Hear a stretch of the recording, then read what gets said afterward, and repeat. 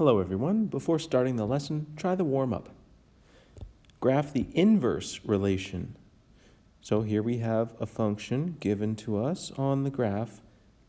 Try to see if you remember how to graph the inverse. Then state the domain and range of the inverse and answer this question: is it a function? So pause the video and try this on your own.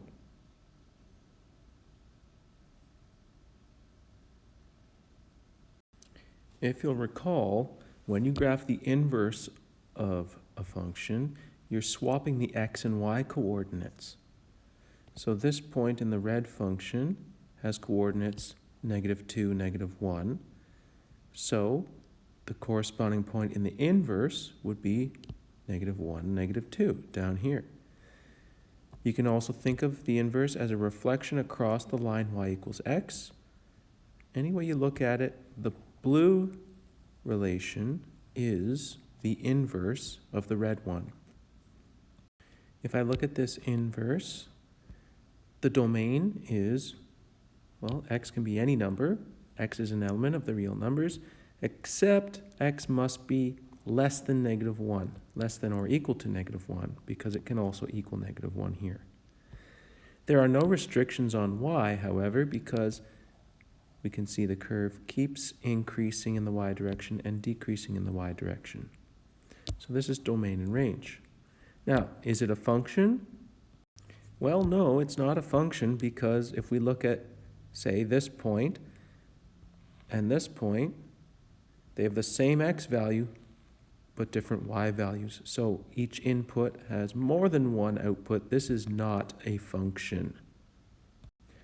In this lesson, we're going to talk about the inverse of a quadratic function, just like the warm-up. So we're going to determine the inverse of a quadratic function given different representations, like a graph or an equation. So here's the first example. Given the function f of x equals 2 times x plus 3 squared minus 4, graph f of x and the inverse, remember this notation is the inverse of the function, and determine the equation of the inverse. So we're going to graph the function, we're going to graph the inverse, and we're going to come up with the equation of the inverse.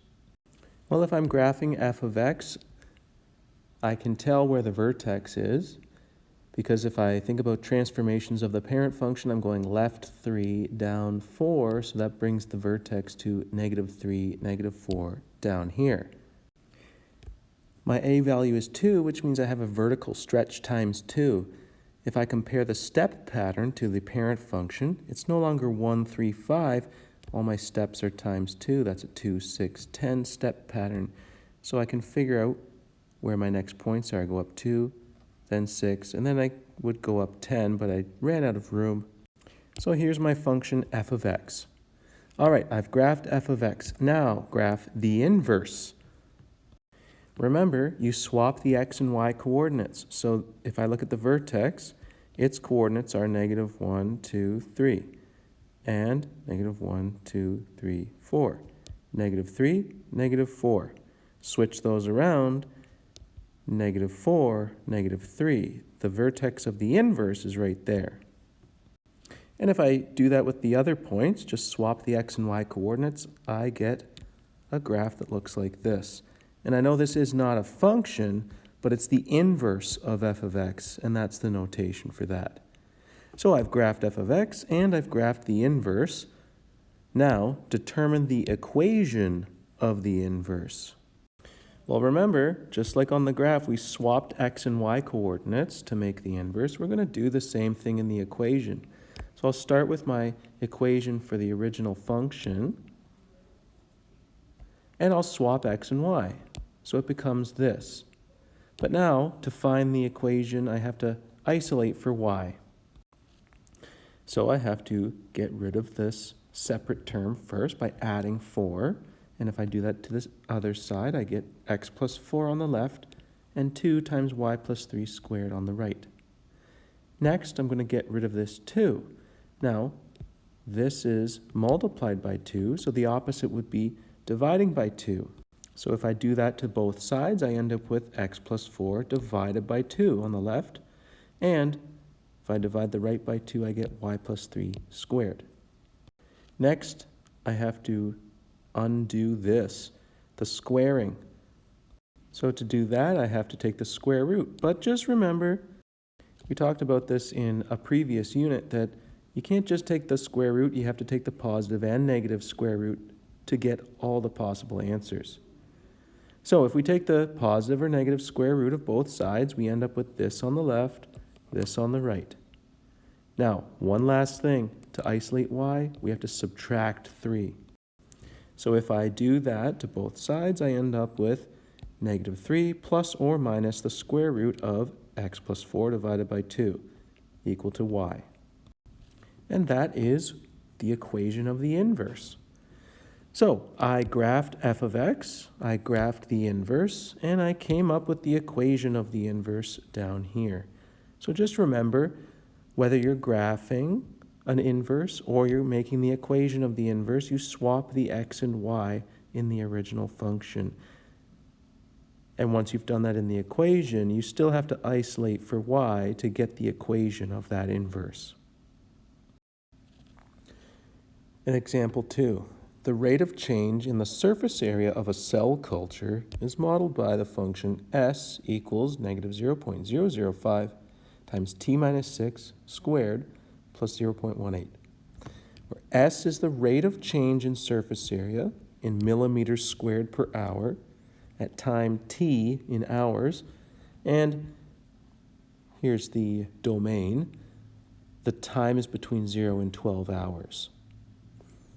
Determine the equation of the inverse. In other words, solve for t or isolate for t. Use the inverse to determine the time at which the rate of change in the surface area is 0.1 millimeters squared per hour. So we're going to determine the equation for finding the time, and then we're going to use that to determine the time at which the rate of change is 0.1. So you can pause the video and try this on your own.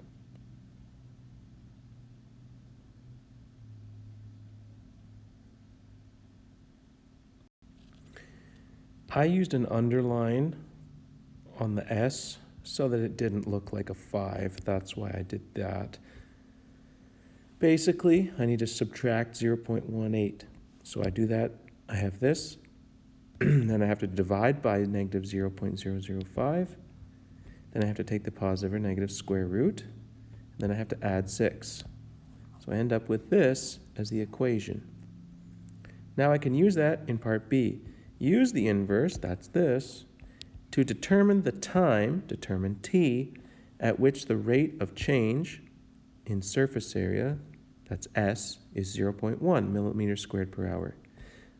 So determine time, solve for t, when S is 0.1. Pause the video and try that.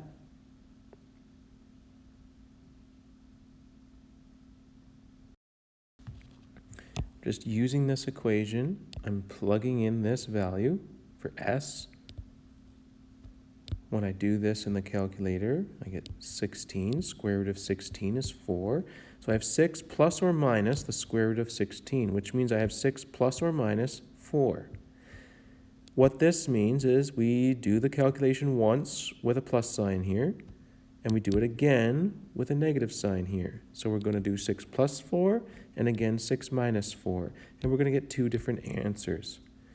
So I can answer this question by saying the rate of change is 0.1 millimeters squared per hour at 2 hours and 10 hours. At two different times, it's going to have the same rate of change in the surface area.